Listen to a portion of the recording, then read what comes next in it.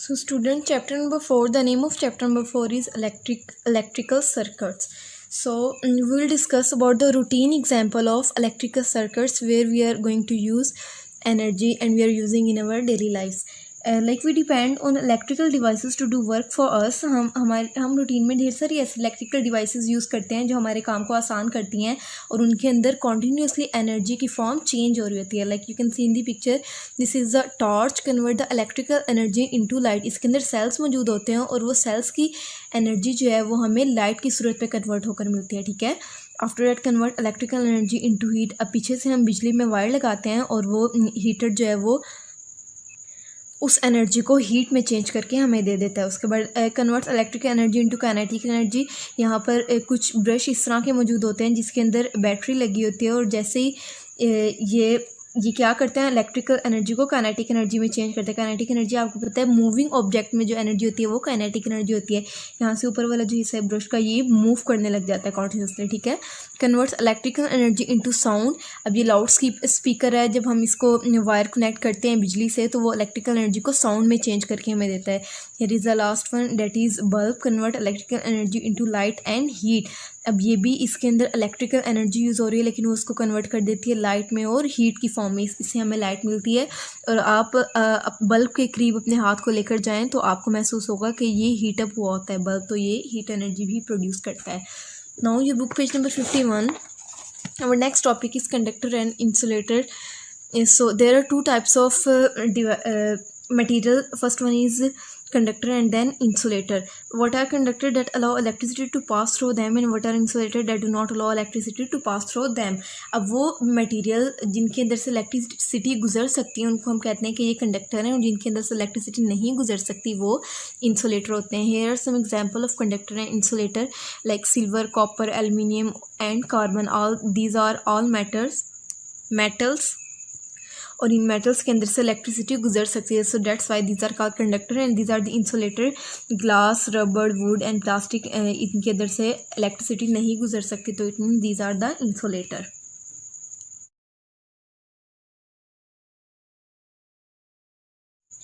ये book page number 52 and topic is circuit diagram. अब हमने देखना है जो डिवाइसेस हम यूज़ करते हैं उनकी हम सर्किट डायग्राम कैसे ड्रॉ कर सकते हैं. As you can see in the picture that is a torch. अब ये देखिए टॉर्च के अंदर 3 सेल्स मौजूद हैं, ये इधर बल्ब मौजूद है.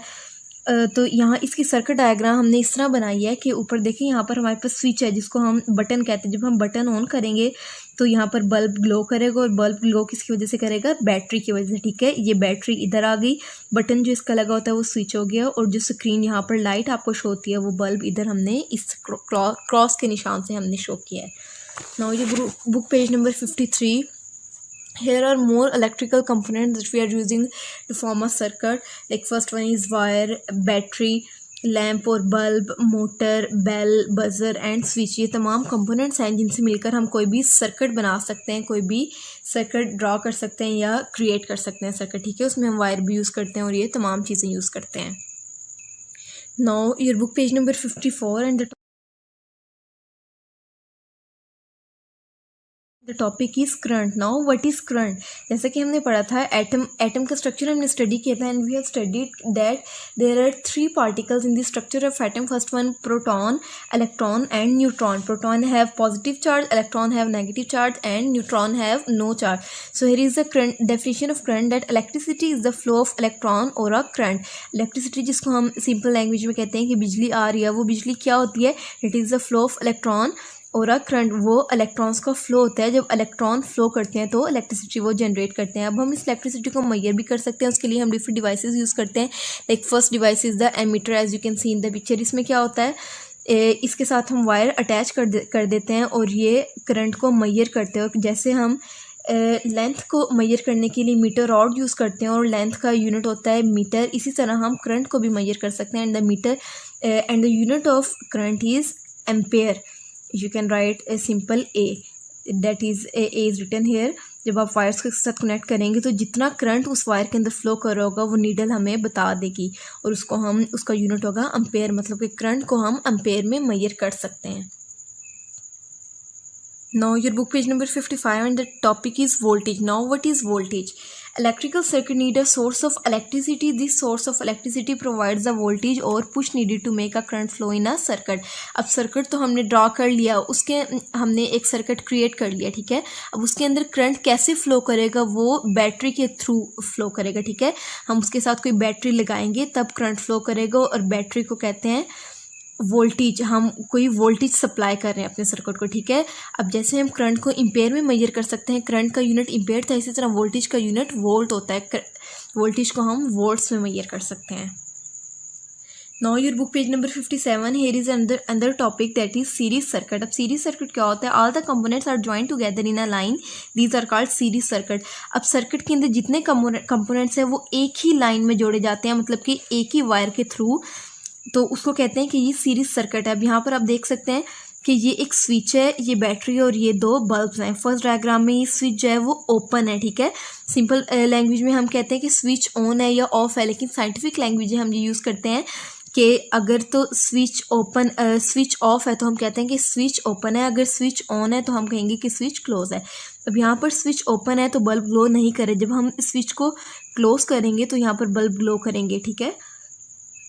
और इसी तरह ये करंट इनमें किस तरह आ रहा है बल्ब्स में, ये बैटरी के थ्रू, क्योंकि हमने बैटरी इसके साथ अटैच की हुई है। तो that was the series circuit के बल्ब जो हैं वो एक ही लाइन में अटैच हैं, तो इसको हम सीरीज सर्किट कहेंगे। Your book page number 59, here is another topic that is parallel circuit. अभी हमने सीरीज सर्किट देखा, now we are going to discuss about the parallel circuit. अब यहाँ पर आप देखें definition, electric circuit that provide more than one pathway for the electricity to flow are called parallel circuit. अब वो सर्किट जिसके अंदर इलेक्ट्रिसिटी को पास करने के लिए ढेर सारे पाथ मौजूद हैं, ढेर सारे रास्ते मौजूद हैं, तो पैरेलल सर्किट हो गया। लाइक हमने सीरीज सर्किट में पढ़ा था कि एक ही लाइन में सारा कुछ मौजूद था, लेकिन यहाँ पर देखें एक दूसरे के पैरेलल ये बल्ब मौजूद हैं, मतलब कि करंट यहाँ भी फ्लो करेगा और करंट इधर से यहाँ पर भी फ्लो करेगा। अब इसमें होता क्या है, अब यहाँ पर देखें स्विच ओपन है, जब ये स्विच को क्लोज किया जाएगा तो ये दोनों बल्ब्स ग्लो करेंगे। So that was a parallel circuit, जिसके अंदर बल्ब जो है वो एक दूसरे के पैरेलल लगे होते हैं। अब सीरीज सर्किट में क्या होता था, क्योंकि दो बल्ब आमने सामने लगे होते थे, कि अगर एक बल्ब डैमेज हो जाता था तो करंट का रास्ता रुक जाता था और अगला बल्ब भी वो नहीं ब्लो करता था। लेकिन यहाँ पर देखें अब दोनों वायर्स में एक जितना करंट आ रहा है। अब अगर ये वाला बल्ब ख़राब हो गया तो दूसरा बल्ब जलेगा, वो दूसरा बल्ब इसकी वजह से बंद नहीं होगा। तो that was the difference between parallel and series circuit. Now your book page number 60, here is the topic parallel circuits in the home. So as the heading indicates that we use parallel circuit in our homes. So why we use parallel circuit and not using series circuit? So let's see the difference. Parallel circuit are used in our homes to supply devices with the electricity they require to work. Devices such as lamp, radios, washing machines and vacuum cleaners can be connected to the circuit at any point. अब हम अपने घरों में parallel circuit use करते हैं, इसका benefit ये होता है कि अगर हमें फ़ैन ऑफ करना है तो हम फ़ैन ऑफ कर सकते हैं, अगर हमें लाइट ऑफ करनी है तो हम at a time just light of करेंगे, फ़ैन ऑन रहेगा। लेकिन सीरीज सर्किट में जैसा कि मैंने अभी आपको पीछे बताया है, सीरीज सर्किट में क्या होता है, अगर हम स्विच ऑफ करेंगे तो सारी इलेक्ट्रिसिटी बंद हो जाएगी, लेकिन पैरेलल सर्किट में ये नहीं होता। पैरेलल सर्किट में हम अपनी डिज़ायर्ड चीज़ें ऑफ कर सकते हैं और जो हम चाहें ऑन वो हम ऑन भी कर सकते हैं, मतलब इन सब के लिए अलग अलग स्विच मौजूद होता है। Now your book page number 61, you can see the circuit diagram. यहाँ पर आप देख सकते हैं दो वायर्स लगी हुई हैं, यहाँ से इलेक्ट्रिसिटी आ रही है और यहाँ से इलेक्ट्रिसिटी लीव हो रही है। अब यहाँ पर 3 डिवाइसेस कनेक्ट हैं।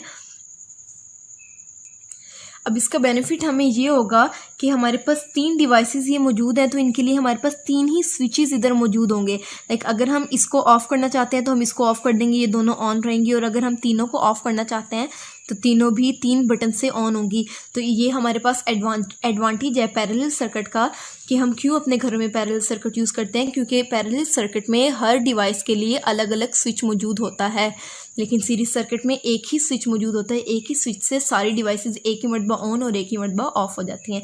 अब यहाँ पर उसी सर्किट को रिंग के फॉर्म में बनाया गया है कि 3 डिवाइसेस इधर मौजूद है, इलेक्ट्रिसिटी आ रही है। अब देखें हर पाथवे में एक एक डिवाइस अटैच है, इलेक्ट्रिसिटी सप्लाई से ये तीनों डिवाइसेस को अटैच किया गया है। लेकिन यहाँ पर इन 3 डिवाइसेस के लिए 3 ही अलग स्विचेस मौजूद होंगे, कि अगर हम ये डिवाइस बंद करना चाहें तो ये कर देते हैं, ये दोनों ऑन रहेंगी, अगर ये क्लोज करना चाहें तो ये दोनों ओपन रहेंगी, मतलब ये डिवाइसेस ऑन रहेंगी और ये ऑफ हो जाएगी।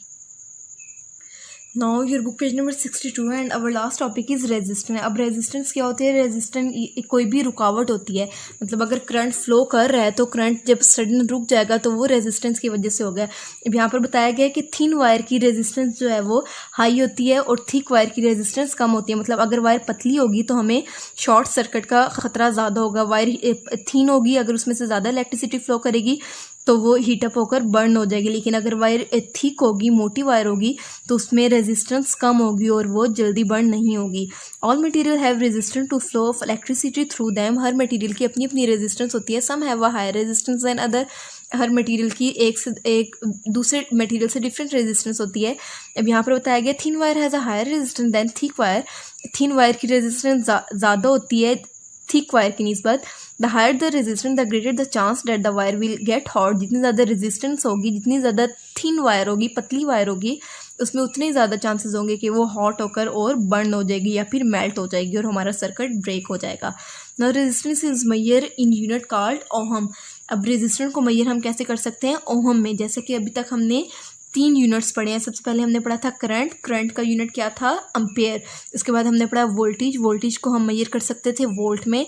और अब लास्ट वन है हमारे पास रेजिस्टेंस, रेजिस्टेंस को मेजर करने के लिए हम जो यूनिट यूज़ करते हैं वो है हमारे पास ohm. No resistance wires and fuses. अब ये रेजिस्टेंस को स्टॉप करने के लिए फ्यूजेस इस्तेमाल किए जाते हैं। अब हम क्या करते हैं कि फ्यूजेस को अपने घरों में लगा लेते हैं कि जब रेजिस्टेंस होनी हो, मतलब कोई भी वायर के अंदर शॉर्ट सर्किट होना, तो उसमें क्या होता है कि फ्यूज़ लगे होते हैं, ये फ्यूज़ जो है मेल्ट हो जाते हैं और हमारी वायर स्पॉइल होने से बच जाती है। ठीक है। A piece of specially chosen wire called a fuse can be put into a circuit so that it melts before the connecting wire। के वायर के मेल्ट होने से पहले ये फ्यूज़ मेल्ट हो जाते हैं और वायर हमारी सेफ रहती है। The supply of electricity is cut off and the rest of the circuit। Electricity की सप्लाई जो होती है वो कट करती जाती है और जो हमारा रिमेनिंग सर्किट होता है वो सेफ रह जाता है। Including any device attach to it remain safe. और जो हमारी सर्किट होता है, ये कोई भी डिवाइस जो हमने सर्किट के साथ अटैच की होती है वो हमारी सेफ रह जाती है। जस्ट फ्यूज़ हमारा बर्न होता है और हम फिर वो फर्दर फ्यूज़ चेंज करके अपना सर्किट दोबारा से एक्टिव कर सकते हैं।